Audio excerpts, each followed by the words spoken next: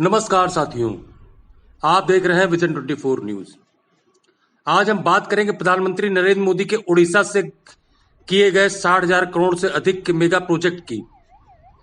सरकार का दावा है कि इससे रोजगार बढ़ेंगे, ईस्टर्न इंडिया को नई पहचान मिलेगी और भारत की अर्थव्यवस्था मजबूत होगी।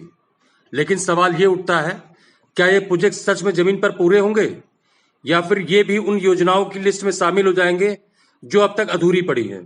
प्रधानमंत्री मोदी ने जिन परियोजनाओं का ऐलान किया है उसमें शामिल है नई रेलवे लाइनें और स्टेशन अपग्रेडेशन, हाईवे और कनेक्टिविटी प्रोजेक्ट्स, इंडस्ट्रियल पार्क्स और टेक्नोलॉजी हब्स और पावर और माइनिंग सेक्टर में बड़े निवेश। सरकार का दावा है कि इन प्रोजेक्ट से लाखों लोगों को रोजगार मिलेगा और ईस्टर्न इंडिया देश की नई मैन्युफैक्चरिंग हब बन सकता है। प्रधानमंत्री का कहना है कि भारत अब दुनिया में टॉप 5 इकोनॉमी में है और ये प्रोजेक्ट्स देश को आत्मनिर्भर बनाने में मदद करेंगे। लेकिन क्या ये वाकई जमीन पर असर दिखाएंगे? अगर हम सरकार के पुराने रिकॉर्ड पर नजर डालें तो सवाल उठना स्वाभाविक है।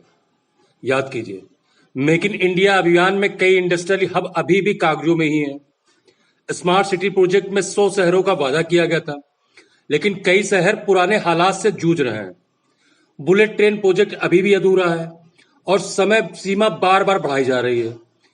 इन उदाहरणों से स्पष्ट है कि बड़े ऐलान और वास्तविक कार्यान्वयन के बीच अंतर अक्सर बड़ा होता है। तो सवाल उठता है कि क्या 60,000 करोड़ का यह नया मेगा प्रोजेक्ट भी सिर्फ घोषणा तक सीमित रह जाएगा? विपक्ष का कहना है कि ये प्रोजेक्ट सिर्फ चुनावी वादे हैं। उनका आरोप है कि मोदी सरकार बड़े बड़े दावे करती है, लेकिन जमीन पर उनकी सफलता सीमित रही है। जनता भी यही पूछ रही है, क्या इन योजनाओं का असली फायदा स्थानीय युवकों को मिलेगा या फिर बड़े बड़े कॉर्पोरेट्स इसका सबसे ज्यादा लाभ उठाएंगे? उड़ीसा में बेरोजगारी दर पहले से ही 7 से 8% के आसपास है। यदि ये प्रोजेक्ट समय पर पूरे नहीं हुए तो बेरोजगारी और आर्थिक असंतुलन की समस्या और बढ़ सकती है। इसलिए सिर्फ ऐलान की चमक के पीछे सवाल अभी भी जिंदा है। विजन 24 न्यूज का निष्कर्ष साफ है, 60,000 करोड़ का यह मेगा प्रोजेक्ट बड़ा जरूर है, लेकिन सफलता की कुंजी अब यह योजना को वास्तविक क्रियान्वयन में बदलने में है। सरकार को यह भी साबित करना होगा कि ये योजना सिर्फ घोषणा तक सीमित नहीं रहेगी। जनता भी यही देख रही है कि रोजगार, इंफ्रास्ट्रक्चर और निवेश के वादे कब तक धरातल पर उतरेंगे।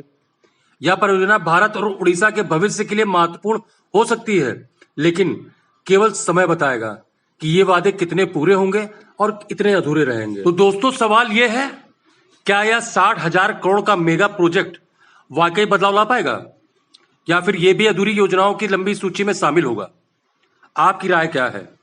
हमें कमेंट में जरूर बताइए। देश दुनिया की हर बड़ी खबर के लिए जुड़े रहिए विजन 24 न्यूज के साथ। धन्यवाद।